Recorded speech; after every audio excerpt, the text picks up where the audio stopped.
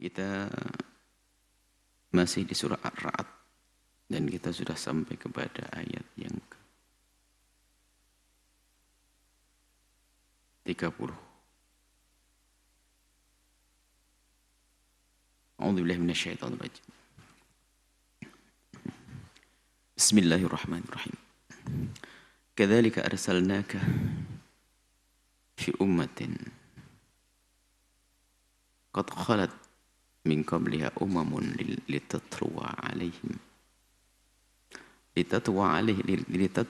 alaihimul ladzi awhayna ilaika wa hum yakfuruna birrahman.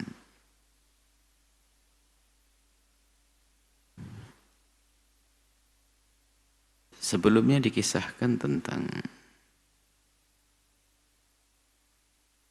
orang-orang yang dua kelompok orang yang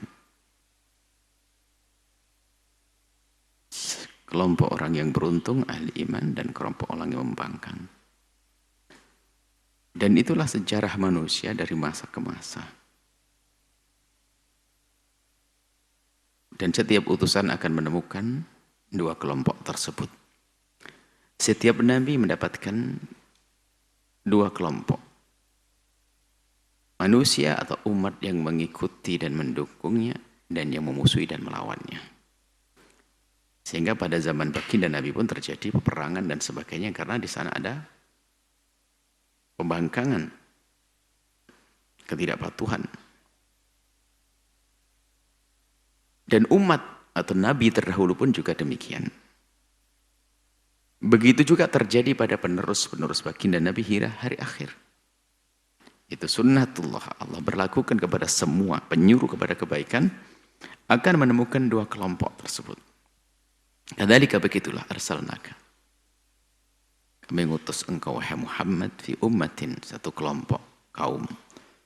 Qad khalat min qabliha, telah didahului juga dahulu oleh kaum-kaum. Artinya wahai Muhammad, jika engkau menemukan pada kaummu sekelompok orang yang tidak mengikutimu, membangkang kepadamu dan melawanmu, maka sesungguhnya telah ada kaum sebelummu, sebelum Nabi, sebelummu, kaum yang melawan nabinya juga min qablaha. Umamun, umat-umat.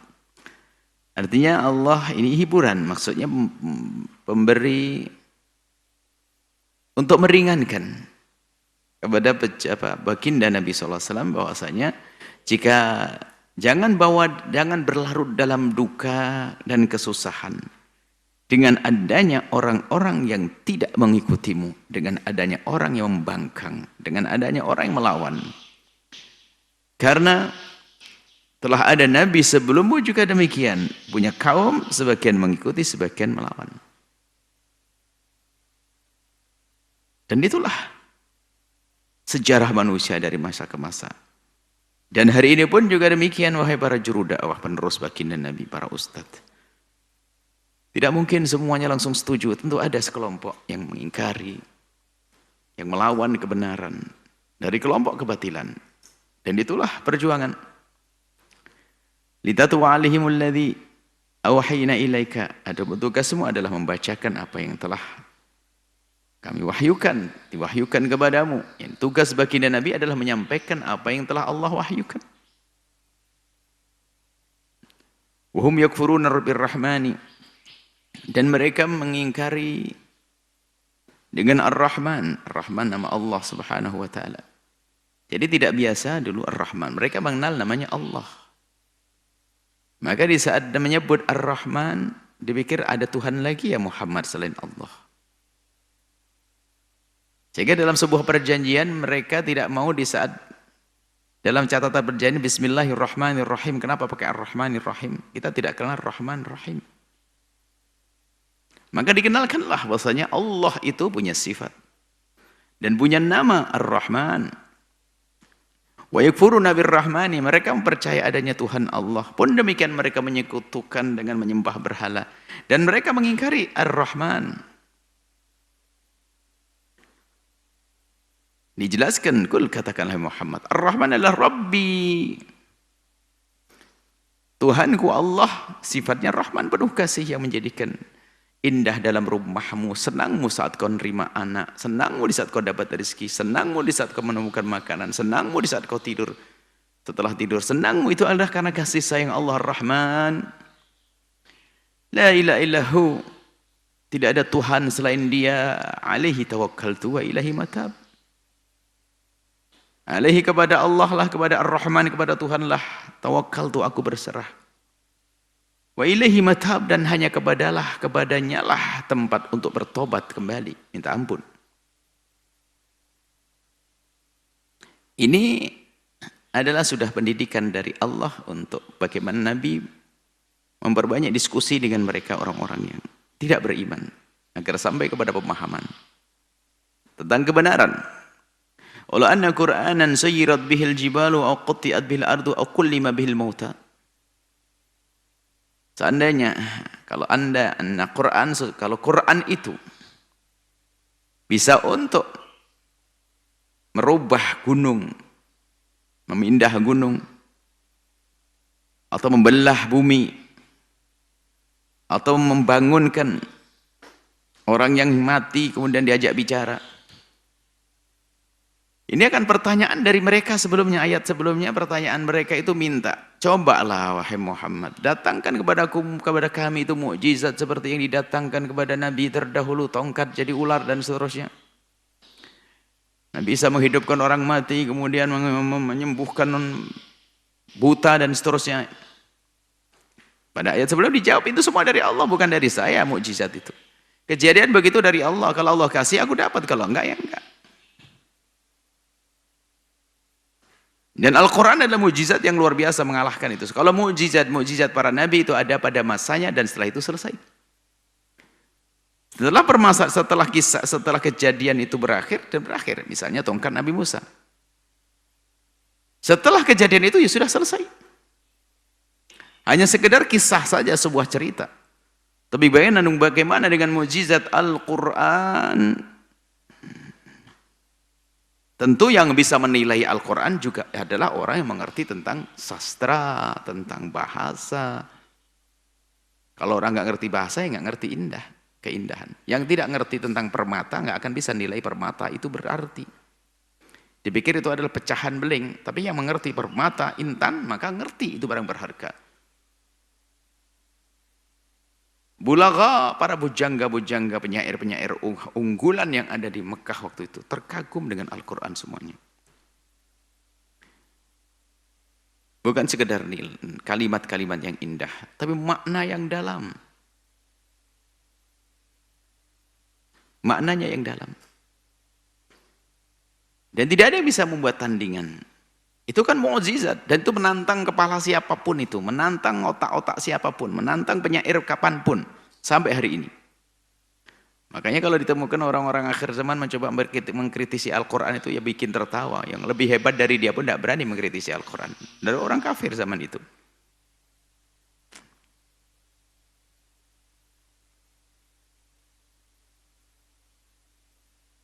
Kalau mukjizat itu hanya untuk membelah bumi, kemudian memindah gunung atau menghidup orang mati, ini ada lau anna, ini tidak dikasih jawabannya. Al-Quran itu begitu, kadang ada syaratnya tidak diberi jawab karena jawabannya sedih otak kita, otak orang beriman. Kalau seandainya, kalau mukjizat itu hanya urusan menghidupkan orang mati, kemudian memindah gunung, membelah bumi dan sebagainya, maka Al-Quran tentu lebih berhak untuk itu semuanya. Maksudnya lebih pantas untuk punya fungsi seperti itu. Tapi mukjizat kan bukan untuk itu. Tongkat jadi ular sesaat. Tapi Quran bukan untuk sesaat, tapi sepanjang masa sampai akhir zaman. Itu Al-Quran. Balillahil amru jami'an, akan tapi semuanya itu kembali kepada Allah. Allah yang menentukan. Mukjizat terjadi pada Nabi bukan karena kemauan seorang Nabi, akan tapi Allah yang menghendaki itu semuanya. Jadi nggak bisa Nabi ngatur mukjizat. Kalau tidak perintah dari Allah nggak bisa itu semuanya. Lemparkan wahai Musa tongkatmu, dilemparkan. Kalau enggak ya nggak bisa. Jadi jangan diatur Nabi untuk keluarkan mukjizat permintaan orang kafir. Justru yang demikian itu menunjukkan bahasanya semuanya dari Allah. Bukan semuanya, bukan karangan Nabi, bukan bualan. Aflam yai'asil ladzina amanu. Yai'as maknanya ya'lam.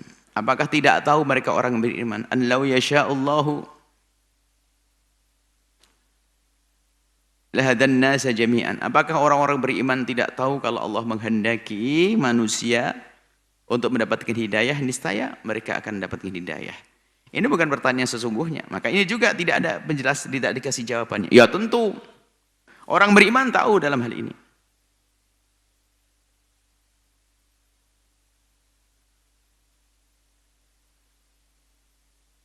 Orang beriman mengetahui bahwasanya jika Allah menghendaki untuk mendapatkan hidayah, tentu akan mendapatkan hidayah. Orang beriman. Kalau tidak, ya enggak. Sehingga kewajiban bagi orang yang beriman seperti kita, ini kewajiban kita adalah seperti kewajiban Nabi menyampaikan. Adapun hasilnya kita serahkan kepada Allah Subhanahu wa taala. Dan kita berusaha semaksimal mungkin dalam menyampaikan pesan kebenaran dakwah, semaksimal mungkin. Bahkan kalaupun kita menggerakkan dengan apapun yang kita miliki, banyak perangkatnya, bahkan dengan kekuasaannya pun, menjadi seorang sultan, raja atau presiden pun, tentu masih ada yang tersisa. Memang itu sunnatud dakwah. PR bagi orang yang selanjutnya. Nabi pun juga demikian, tidak dituntaskan pada zaman baginda Nabi, akan tapi disisakan untuk umat. Untuk perjuangan yang atas kesinambungan menjadi pewaris. Namanya pewaris kan harus ada yang diwarisi. Ya? Apa yang diwarisi? Ilmu, perjuangan, dakwah. Maka Nabi pun mewariskan itu semuanya. Agar kita berjuang, berdakwah, mencari ilmu.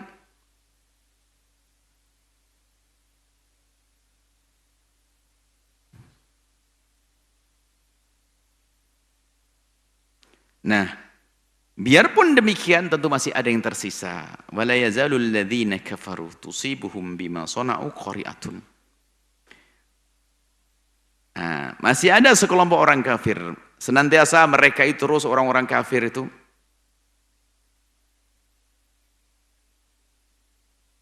dengan apa yang mereka perbuat bima sana'u, atas apa yang mereka lakukan dari pengingkaran kepada utusan Allah. Pengingkaran dengan kebenaran yang dikirimnya itu, mereka akan tusibhu, menimpa mereka qari'atun, satu petaka dan bencana. Nah ini. Bagi yang tidak beriman, orang-orang kafir itu, maka dia akan mendapatkan petaka dan bencana. Dahiyat, apa ini? Katakan qari'atun dahiyat, atau bencana. Bencana tiba-tiba. Mereka memusuhimu, wahai Muhammad. Mereka merangimu, lihat. Mengusirmu bahkan. Membuat kamu tidak nyaman, akhirnya hijrah atas perintah Allah ke Madinah. Hingga pada akhirnya nanti apa? Ada bencana menimpa mereka. Kemudian, au tahullu qariban min darihim. Balik lagi. Ada Fathu Makkah, kemenangan. Kau kembali, tahullu, kau akan kembali ke negeri mereka, ke kampung mereka. Hatta ya'tiya wa'dullah, sampai janji apa yang Allah, sampai datang apa yang Allah janjikan, yaitu kemenangan. Sehingga Nabi kembali masuk ke kota Makkah, disebut dengan Fathu Makkah. Berbondong-bondong orang masuk Islam, bebas melaksanakan ibadah haji dan umrah dan seterusnya. Innallaha la yukhliful mi'ad. Allah tidak akan ingkar janji, dan itu sudah dijanjikan oleh Allah. Dengan kesusahan, setelah kesusahan ada kemudahan. Kalau sungguh-sungguh Allah akan beri petunjuk jalannya. Itu kan janji Allah, dan Allah tidak akan ingkar janji. Ini terjadi pada baginda Nabi SAW. Dan dalam ayat disebutkan ujian terjadi pada Nabi terdahulu juga ada pada Nabi Muhammad. Hukuman Allah timpakan kepada yang musuhi Nabi terdahulu juga akan ditimpakan kepada umat yang musuhi Nabi Muhammad. Begitu seterusnya pewarisnya Nabi pun juga demikian. Di dalam hidupnya pewaris Nabi, juru dakwah, pasti ada yang setuju dan ada yang tidak setuju. Ada yang mengingkari, ada yang melawan. Tapi ingat, kemenangan Allah janjikan. Asalkan kita benar, maka sidq. In tansurullah yansurkum. Kalau dakwah kita serius, dakwah benar, berjuang serius, benar, tulus karena Allah, lihat Allah akan berikan pertolongan. Dijanjikan akan ada kemenangan. Tapi syaratnya itu tulus karena Allah Subhanahu wa taala.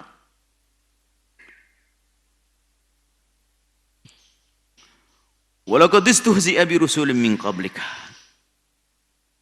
Telah diejek nabi-nabi sebelum wahai Muhammad. Bagi nabi diolok dan diejek. Sesaat dibilang mandul, sesaat dibilang gila, sesaat dibilang penyair, sesaat dibilang begini, sesaat.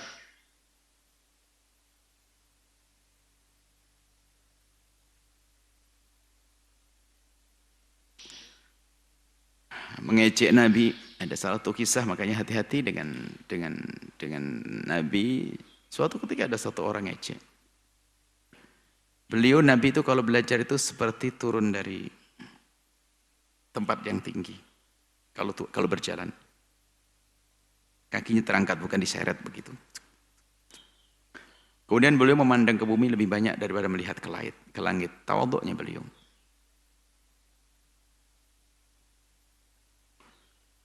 Rupanya ada orang yang mengejek, niru gaya Nabi tapi bukan dalam irama kagum. Ada orang beda niru kan? Ada niru dalam irama kagum, ada niru dalam irama ngejek.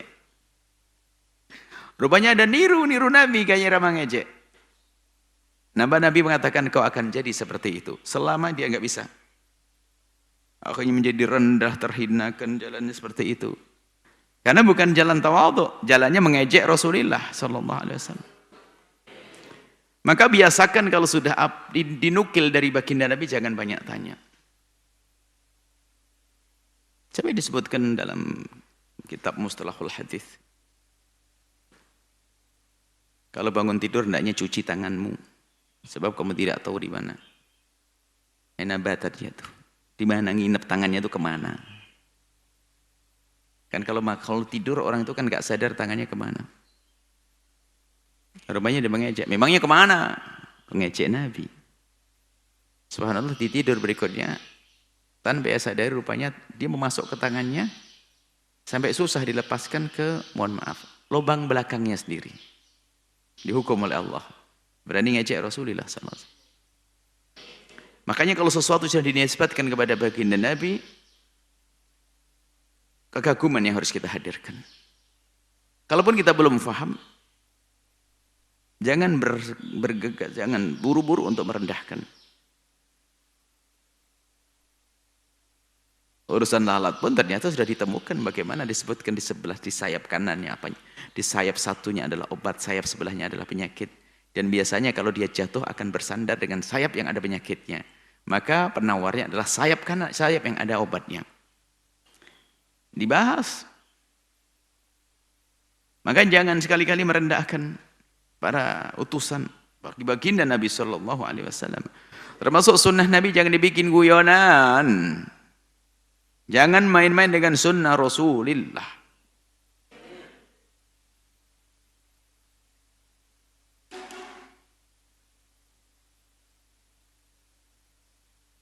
Fa'amlaitu lilladzina kafaru. Diberi tempo oleh Allah. Orang-orang yang kafir itu lebih banyak dosanya agar di saat dilempar ke neraka bisa dalam-dalam amat, bisa dalam sekali. Fa'amlaitu wa amhaltu lilladzina kafaru. Tsumma akhadtuhum, kemudian aku hukum pada akhirnya. Jadi ada sebagian hamba Allah yang membangkang kepada Allah itu dihukum seketika itu. Ada yang sengaja Allah tunda beri tempo, ternyata pun pada akhirnya juga dihukum. Maksudnya apa? Jangan macam-macam, tidak akan luput dari hukuman. Kalau luput dari hukuman di dunia, ditunggu di alam barzah, ditunggu di padang mahsyar, ditunggu nanti di akhirat. Fakaifa kana iqabi. Suruh memikir, merenung para ahli iman yang percaya. Maka jangan main-main dengan syariat Nabi, dengan Rasulullah. Begitu fakaifa kana iqab, bagaimana pedihnya hukuman Allah. Berpikir, hukuman Allah, murka Allah.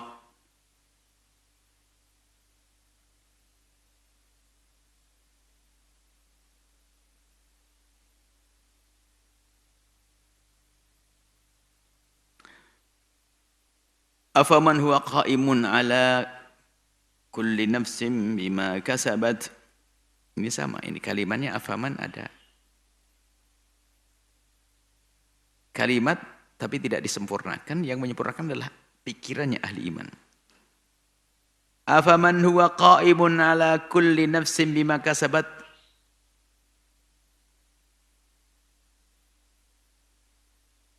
Dohirnya kaman laisa biqa'imin, kan begitu mesti. Tapi tidak, sudah difahami. Afaman huwa qa'imun ala kulli nafsin bima kasabat. Apakah zat yang mengurusi segala sesuatu dan pekerjaan dan apa yang mereka lakukan? Maksudnya Allah. Apakah Tuhan Allah yang mengurusi semua makhluknya dan pekerjaan makhluknya semuanya itu? Sampai di sini kasabat, tidak diteruskan. Yang diteruskan adalah akal kita dan ilmu iman kita. Apakah zat yang mengurusi makhluknya seperti yang kau anggap Tuhan yang tidak bisa mengurusi dirinya sendiri? Ini kan kisahnya berhala. Apakah kau samakan berhala-berhala yang kau sembah dengan Tuhan Allah? Maksudnya, apakah kau samakan Tuhan Allah yang menciptakan, yang menjaga, yang merawat, kau samakan dengan berhala yang kau sembah? Tentu tidak sama.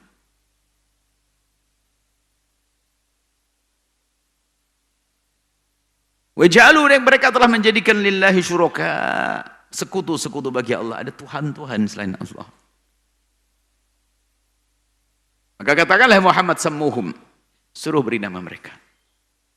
Akhirnya beri nama Lata, Uzza dan sebagainya. Nah kan aneh. Sammuhum. Kalau Tuhan Allah, Allah yang beri nama untuk dirinya sendiri. Yang lain nggak boleh memberi nama. Tapi ini yang beri nama ente. Lata, Uzza. Sammuhum. Suruh beri nama, diberi nama. Akhirnya ada nama. Tuhan-Tuhannya diberi nama. Yang ngasih nama dia. Mereka yang menyembahnya. Diberi nama. Atau maksudnya memberi nama itu apa maksud memberi nama ini? Tuhan kok kau beri nama? Atau autunabbi'unahu, kau memberitahu Allah. Bima la ya'lamu, Allah enggak tahu, jadi kau beri nama. Kalau beritahu, maksudnya gini, ya Allah. Kan mereka menyembah Allah tapi pun menyembah berhala. Artinya dia memberi nama berhala-berhala ini, maksudnya ya istifhamnya ingkar. Oh hei orang-orang yang tidak beriman.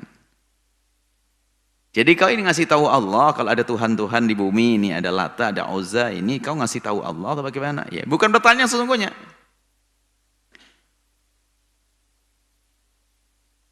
Ya, seperti halnya kalau kita bersama orang yang sudah, kalau bahasa kita ini ya kayak ngajari ikan renang begitu loh. Misalnya begitu loh. Maksud ikan ini apa yang kau lakukan dengan pemberian nama terhadap berhala-berhala ini? Meyakini berhala syuraka lillah. Percaya adanya Tuhan Allah menurutnya. Tapi membuat syuraka lillah. Diberi nama syuraka. Pemberian nama itu atas dasar apa itu? Tuhan kok tidak bisa beri nama dirinya sendiri. Kau yang ngasih nama. Setiap tempat berbeda namanya. Atau maksudmu kamu ingin memberitahu Tuhan Allah. Ya Allah, ini loh ada Tuhan lain lagi. Allah kan maha tahu, kalau ada tentu Allah tahu, dan itu tidak ada. Ini sebenarnya istifham, pertanyaannya bukan pertanyaan sesungguhnya. Pengingkaran ini nggak benar. Oh, jadi kau ngajari ikan untuk renang ya gitu, ibaratnya begitu. Walillahil mathul a'la. Sebagai contoh, maksudnya Allah maha tahu, kau ajari, kau beritahu.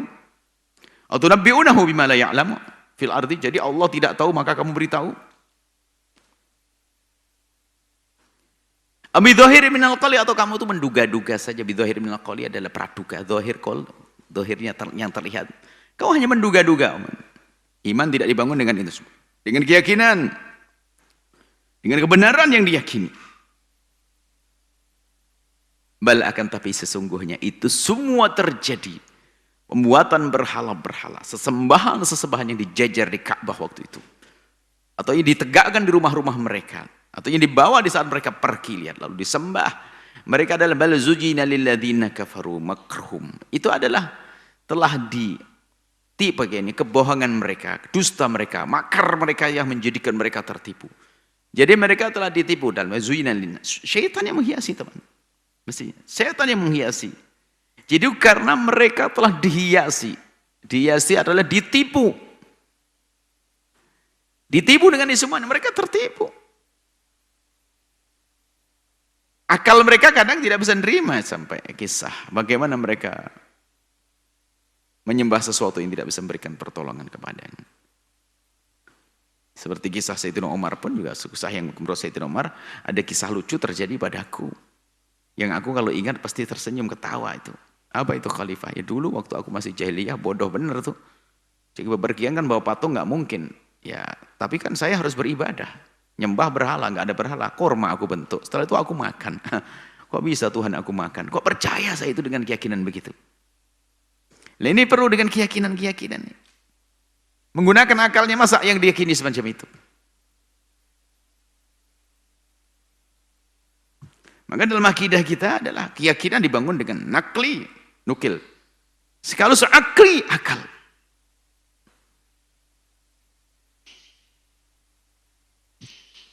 Usuddu anis sabili, dan terhalang mereka sampai kepada kebenaran. Maka sudah buta, gelap. Orang-orang kafir karena mereka tertipu sehingga mereka terhalang untuk sampai kepada kebenaran. Biarpun terlihat sebuah kebenaran tapi jalannya menuju ke sana sudah enggak ada bagi dia. Dia tahu yang benar ini, Abu Jahal tahu kalau yang benar ini, tapi sudah tertutup pintunya. Tertutup, Allah tidak mendaki mendapatkan hidayah dia. Allah mendaki dia celaka, wa man yudlilillahu fama lahu min had. Kalau sudah Allah kehendaki seorang sesat, biarpun cerdas dia, melihat Nabi, faham omongan Nabi, sabda Nabi, faham apa yang diucapkan Nabi, mengerti, meyakini itu kebenaran, tapi kalau memang Allah tidak menghendaki hidayah bagi orang tersebut, maka enggak akan mendapatkan man yudlilillahu fama lahu min had. Kalau sudah Allah menyesatkan seseorang, maka enggak ada siapapun yang bisa memberikan petunjuk. Na'udzubillah, tertutup hatinya. Tertutup hatinya. Lahum adzabun fil hayatid dunya. Di dunia akan tersiksa dia. Tidak akan menemukan ketenangan yang sesungguhnya. Kalau dalam kisah sejarah ini adalah mendapatkan kekalahan. Waktu turun Al-Quran, orang-orang yang ada di Mekah waktu itu, dia akan menemukan kekalahan di dunia. Wal'adzabul akhirati asyaq. Dan dia akan mendapatkan siksa di neraka yang lebih berat lagi. Wa ma lahu minallahi min waq. Tidak ada bagi dia yang bisa melindungi dari hukuman yang Allah berikan kepadanya. Enggak ada. Kalau di dunia seseorang diganggu oleh seseorang masih bisa minta pertolongan dengan orang lain, tapi tidak. Di hari pembalasan enggak ada pengadilan agung dari Allah Subhanahu wa taala, enggak ada. Enggak ada lagi tempat minta maaf, minta perlindungan. Yang biasa menyogok enggak bisa lagi nyogok. Bahkan kalau sogoknya dengan dunia seisinya akan dilakukan, begitu beratnya, tapi enggak ada. Wa ma lahu minallahi min waq. Enggak ada lagi, sudah orang kafir akan dihukum, enggak ada lagi yang bisa menolong. Ini adalah tentang yang dalam ayat-ayat ini adalah peringatannya bagi kita. Ini langsung mencakup 3 model manusia kan, ahli iman, orang membangkang, ada juru dakwah penyeru. Kalau penyeru tadi model harus penyeru adalah dengan keyakinan dan harus dengan ketabahan, akan tidak mudah putus asa di saat menyeru karena meniru Nabi SAW. Kemudian dengan adanya kelompok yang tidak beriman itu wajar dalam segala kehidupan. Ya tugas kita ya berjuang saja sampai kapan? Sampai nafas terakhir kita. Kemudian setelah itu pengadilan yang sesungguhnya adalah dari Allah. Allah yang belum selesai bagaimana? Yang menyelesaikan adalah Allah nanti. Nggak beres bagaimana? Beresin, ada hitungan di hadapan Allah. Makanya urusan kita dengan orang di luar Islam pun juga ada batasannya. Sehingga di saat kita melampaui batas, misalnya Tugas kita mengajak orang kafir masuk Islam.